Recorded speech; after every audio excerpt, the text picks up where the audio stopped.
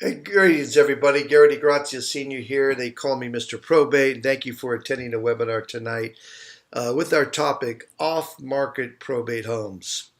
I've been selling real estate out of the San Francisco Bay Area for over 43 years now, and currently we've relocated up to the Central Valley, but I still have the team going and the networking and all that in the Bay Area. The last 30 years, I've been doing off-market probate homes, and probably the last 8 to 10 years, only probate and trust properties. I'm a former REMAX Hall of Fame agent, and in 2014 I came over to EXP, top producer there, status. I've closed over 500 probates personally myself, and I've been spreading the word about probate because we're looking for more agents and brokers, actually from around the country, that want to network with us. We have over 100 right now that are working directly with us in an affiliation partnership-like basis, and many, many more that are just in a networking basis with these off-market probates. So that's what we're doing here tonight, to open your eyes. Hopefully you'll see some value and you'll want more info. So first of all, let's talk about what is probate. Now, all probate is the process someone has to go through when they pass away. They have assets and they want to spread those assets to their rightful family heirs. So in order to do that, if they're not in a trust, which everybody should have, they have to go through probate. It's a horrendous process. It's open to the public for scrutiny. A lot of tasks that have to be done. It's a 7-month process, and it's just not a great place or process to go through. But people have been doing it the whole 30 years that I've been working this. And the way I look at this today is we're providing a viable service, not only earning a great living from representing these estates, but helping these PRs, that you'll find out who they are through this process, and helping them with these hurdles that they'll get. Now, there's 5 ways that we earn working on off-market probate homes.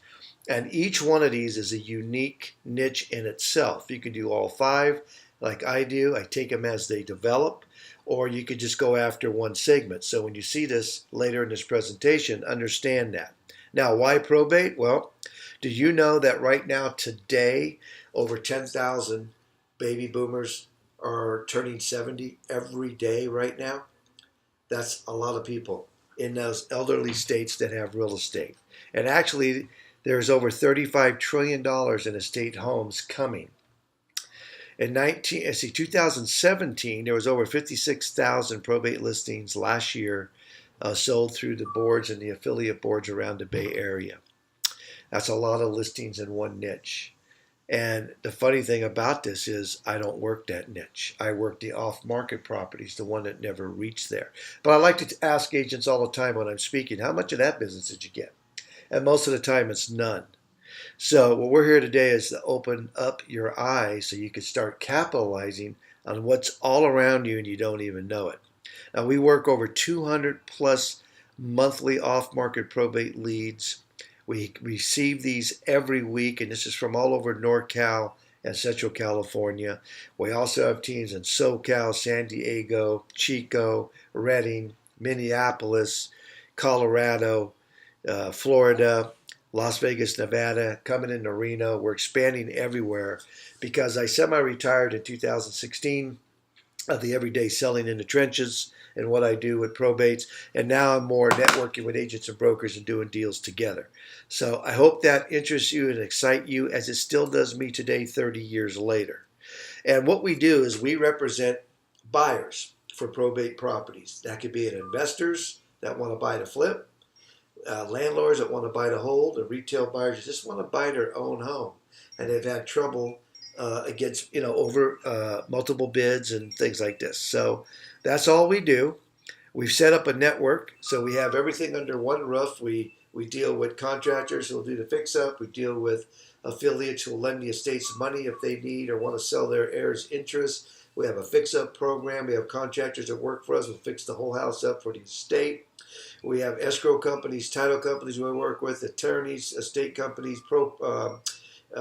LDAs, and paralegals to do the paperwork. So we have this one team, and we network all of the agents and brokers that work with us through this team, so we can help you do your deals, whatever location. We can all earn and spread the wealth. It's just a great place to be. Now, probates.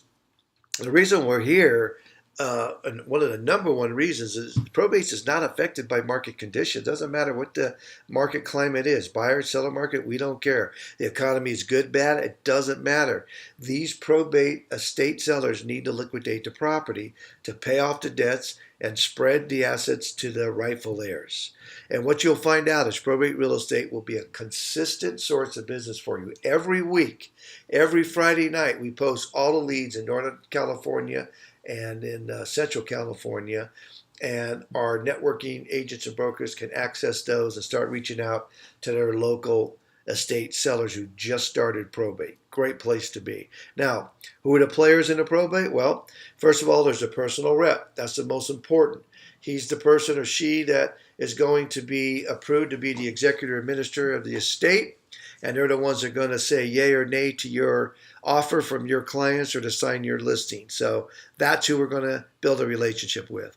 There's heirs, and the heirs that we keep note of are those that have an interest in the real estate of the estate. There usually will be an estate attorney that you're going to have to deal with, and you have to know how to handle that.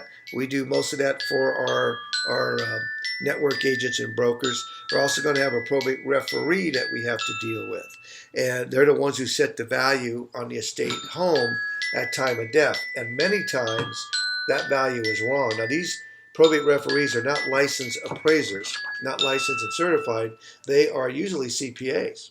So you have to know how you work your way around that. We handle all that for our teams. Okay, now the court confirmation process, probably most of you have heard about. Terrible place to be if you're trying to sell a house to a client or even sell one. There's a 10% deposit rule. The buyer has to put up 10%. Well, that's great if you're selling a $500,000 house to your 20% down buyer or even 10% down buyer. They can put up to 10% to move the offer forward. And we're talking about up front, not at the close. But what about your FHA VA buyers that are no down and 3.5% down? They're out of luck. They don't have a chance to bid on that court-confirmed probate. There's a 90% rule. These off-market homes that we're trying to buy, how many investor deals you think are going to go if we have to pay at least 90% of the appraised value of the property based on the CPA who put a value on it, not a licensed certified appraisal. That's why most people are staying away from probate. We have to wait up to 2 months just to get on the court calendar if our offer was accepted by the state, so the court can look at it. The investigators go through everything, make sure everything is right. It goes to court, and you have to get that final seal of approval from the probate court judge. And before he'll do that in court 2 months later, he's going to ask anybody in that courtroom that day if they have an interest in making a bid on this property. Overbid is what they call it. And all of a sudden, 3 or 4 hands go up, and now your buyer, who's been waiting 2 months, maybe spent money on inspections, who doesn't have a ratified set deal yet because the court hasn't approved it, they're outbid by somebody else. They've lost the house they wanted, any money they put up front, they get their deposit back, so that's not an issue, and you lose your commission. No wonder not many wanted to deal with this. Now, this all changed in 1987, and why I jumped into probate, because that's the year the Independent Administrations Act was put into place. And with this act, it changed everything. We still have the court confirmation, but this was the second way to go. And this was any deposit agreed upon, any price agreed upon, 35 days close or less. There was no overbid because there was no court confirmation. It was pretty much like your regular deal. The only difference is the title requirements over a regular sale for you is that they want what's called letters of testamentary or administration. And that's just a signing authority the court gives the personal rep, the administrator, executor to sign for the assets of the estate. And in our case, real estate would be signing that grant deed over to the new buyer or signing your listing contract, whatever. They also want the notice of proposed action. That's just a form that goes out to all the heirs, giving them the terms and conditions, the sale price, and if they contest, disagree with that in any way, shape, or form, they sign it back, get it in within 20 days, the sale stops, has to go to court for court confirmation. They want to see that. And then they want to know from the estate attorney that the estate federal taxes are in order. That's it. And then the fourth one would be if you were going through a court confirmation of sale, if it was approved at court, you'll wait there, get your certified notice of confirmation of sale, and you take that to title and to your lender. If you have one, you're ready to go, okay? But outside of that, probate transactions for sale is just like you normally do. So let's talk about a timeline. The day the petition for probate is filed is day one. And what that's going to do is give the PR the opportunity to apply to the court to be approved to be the executor or the administrator. And that's going to take about 30 days. So during that 30 days, not much can happen. Now, the day they go to court to be approved to be the administrator or executor, and they are approved, that sets off the next step, which is the 4-month notice to creditor period that the estate has to give before they can distribute any assets. They have to get creditors the chance to submit any invoices or debts that the deceased owned them. They publicize the notice. The executive administrator has to do some digging, and they have 4 months. After the 4 months, that's it. They lose it if the property was sold and cashed out or whatever. But those two processes right there takes 5 months by itself. And then it's going to be about another 2 months after that they're going to close out the probate and go to what's called final distribution. So that's why the average probate without any issues takes about 7 months. All right? Now, there's 5 ways we earn. I'm going to go through these quick. I want to get this done real quick for you guys, because there's more of this that we can give you with deeper breakdowns if you decide it's something that you see value in. First way we earn with off-market probate homes is flipping. We represent investors. We're going to buy that property, cash it out, close it. We double end the sale. We give the property to the buyer, investor. They do their rehab. They get ready. Give this listing back to us. We put it on the MLS for the exit strategy, and then many of the times we'll also be the agent that sells it. So we have an opportunity to actually earn on 4 different sides on that one probate flip we did. We're going to double end it for sure. We're going to get the listing for sure. So there's 3 sides every time we do a probate. That sounds like 3 times making what you would make on one deal, right? That's why I'm here. And then if you work hard and sell your own listings, you got a chance to pick up that 4th slide. Very, very lucrative place to be. Next level 2 is wholesale retail. Our wholesale is a little different than yours. It just means we're giving the estate a little bit more money. It's usually from a landlord that can pay 85-90%. And then we'll also deal with retail buyers here who can pay up to market value of the property. They just want to get a house. They can't do on the regular MLS, and we'll work that out for them. Level 3 will be listings. These are the listings we kind of get as a byproduct. We're not really looking for these listings, but they'll come because we couldn't put the flip together. We couldn't put the wholesale deal together. We didn't have a retail buyer, but we've built a relationship with the estate. They trust us. They know we know our way around a probate. They're going to say, Gary, okay, I agree. We got to go to the MLS. Yeah, you be our listing agent. So you're going to get this just by being active in this business. Court confirmation I talked about. We're really not interested in talking about those too much anymore. What I tell all our network agents and partners is if you find one that's got to go through court confirmation, just get a hold of me and we'll do this with you, for you, so you learn as you earn and you won't take a chance of your client losing their deposit and you not getting paid. And then lastly, we farm probates. This is ideal for those that like to farm. This is just branding ourselves to these owners. Now keep in mind, we stayed with them for 7 months. I decided not to sell during the 7 months for a multitude of reasons. But we became their kind of a household word in there, our name, our face, our company, our branding of what we do. We sell real estate. So at the end of final distribution, and they're ready now to take the property, maybe they're going to move into it, maybe one of the other heirs are going to move into it, maybe they're going to rent it at large to the public, but whatever they're going to do, it's going to change usually in that first year because something's going to happen. Either they're going to say, hey, you know what, this has been great, we've been living here 5 months, but we're sitting on $500,000. Why don't we go move into the neighborhood we really want to be? Susie's getting ready to go to high school, we'd rather her be in that high school, so let's sell the property.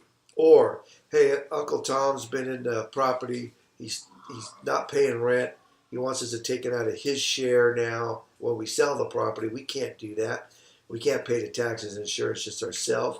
Why don't we just get rid of this thing? Or the third way, at-large tenants, general public have been beating up the property. calling them for every little thing that goes out on the property, just not paying the rent on time, and they decide, let's get rid of it. So if we're still branding these people past the 7-month period, which we do you think there's a good shot that we're going to get a call from them when they decide, hey, you know what, I'm done with this, let's liquidate this property now. We're done with the probate, we've been living here 6 months, I don't like the area, let's sell it and go where we want to go. It does happen. So if you've been branding yourself properly, following up, everything is in a follow-up, you will get a lot of this business. And a lot of these properties don't sell during the probate process. So this alone could be a great niche for you farmers. Now, petition for probate, I'm not going to go into great detail. This is just a form that lists all of the pertinent information that we need to track probates, know who the parties are, the real estate involved, what they think the value is, if there's any loans or not, do they have full or limited authority? Very important. We want to know a property if it has a limited authority or full authority, and it tells us in the petition what they're going for. If it's limited authority, we know we're going to go through a court confirmation process, and we're probably the only buyer we're going to bring to that property is one that's a retail that's going to move in, because we know it's not going to work most likely for investors. Full authority is what we're looking for. Now, the good news is out of those 200 properties a month that come, probably 180 to 185 are full authority properties. So we can get them out of the probate process, and that's where we want to be. Now, that signing authority that I talked about that the title company wants are the letters. This is what they look like. This is the letters for administrator. It's certified up in the right corner. It says they have the right with full authority to act under the Independent Administrations Act. Title company wants that. Now they're going to accept that personal rep's signature. If it's a executor situation, this is letters of testamentary. This is the same exact form, just the box for executor was changed, but this gives that executor the signing authority. That's what your title company wants in that situation. Notice of proposed action, that's what it looks like. Gives all the terms, all the prices, everything on that sale. It goes to the heirs. If they contest it, they sign on the back. They're contesting it. They have up to 20 days to do it. The sale stops. It goes to court confirmation. And it's a place we don't really want to be, but usually you can work those out. And then, of course, we will need a letter for title. That's what it looks like. This particular attorney put both. There was only a sole heir, so there was no notice of proposed action needed to go out, and the federal taxes were in order. So they did this on one form. Now they take all that information off that petition for probate I went through, and we put it on what we call our probate tracking sheet, or PTS. Now to the right, that's the probate farming PTS form, where all the information we took off of the PTS. Now when I say we, I have researchers in each county that we work, all those counties that I named off, every week. And there's an agent that's handling that county for us. And that agent will gather all that information. They'll put it on their laptop, on their Excel spreadsheet. They'll send it to Gary Jr., and Gary puts up the hard copy of the PTS form as you see it. He scrubs title to make sure that it isn't owned by the estate. And we also have the Excel spreadsheet, and that goes out to our network agents that are working with us, no matter where they may be, where we're reaching out to with our probate program, and they're going to start contacting those estates the next week to get appointments, okay? So why you should work probates again. There's a recap. Now, there's much more involved in learning all this, but I needed to get this done in a quick enough time because I'm just trying to open eyes right now, okay? Now, if you're interested in getting 150 to 250 new leads every month to work on that nobody else in your office most likely is getting, then you want to work probates. You're going to learn how to avoid the court process with us, which means you're going to have less competition to fight because you're not going after the same listings and buyers in your marketplace. You're going to work under the MLS radar, which is the only place I want to work these days, not on it. The only time I want to be on the MLS is when I'm looking for comps, or if I have a flip property that we're putting on the exit strategy listing, or representing a retail estate seller that wants to expose it, to the world. Remember, you're going to take more listings as a byproduct of doing this every week. You're going to double end more sales, which means bigger paydays, which means you can work less hours like I did. I cut my hours from 65 to 20 when I did this back in the 90s, when I started earning 3 times on every probate I did, because all I did then was level 1. So I was double ending it coming in, getting a listing going out. I was making 3 sides on every one. You could do that, or like today, I pick and choose. I do all 5 levels. You could do what you want. And a great aspect of this off-market probate home business is you're going to work with motivated sellers. Most of the time, they just want to get the property off their plate, get this probate closed, get the asset into the state bank account, and be done with it. It's a great place to be. Not that you won't have some greedy sellers like we all do, but a much better place. Now, for all of you that see value here and you want a little bit more, first of all, thank you for coming today or on this webinar and listening to me. Here's my email to our group. Here's my personal cell phone. You might have questions. You can put in an email form or call me or text me that you need more info. We want to talk to you because we're looking to expand. We want to partner with agents and brokers that see value and want to add this probate business to their business. And the good news about this is we're going to train you on this absolutely free. You don't have to pay anything for this. If you're the right candidate for us, if you take this business seriously and you'll follow through, then we're going to give you all the tools necessary to own your marketplace in the probate world. And it starts with giving us a phone call and an email. But before you really can make that decision, right, you got to know a little bit more about, well, who are we? Over and above, what we do, but who are we? How you can partner with us? What benefit does that bring to you if you decide to do that? Is there an upside to this? Is there benefits that you see value in that will say, you know what, I'm ready to do something new and I want to get involved in this. I want to add off-market probates, and you're telling me I could do this for free? And I'm telling you yes if you're a candidate. So let us know, email us or call us. But if you're here and you see the value, we want to talk to you guys ASAP. Thank you so much.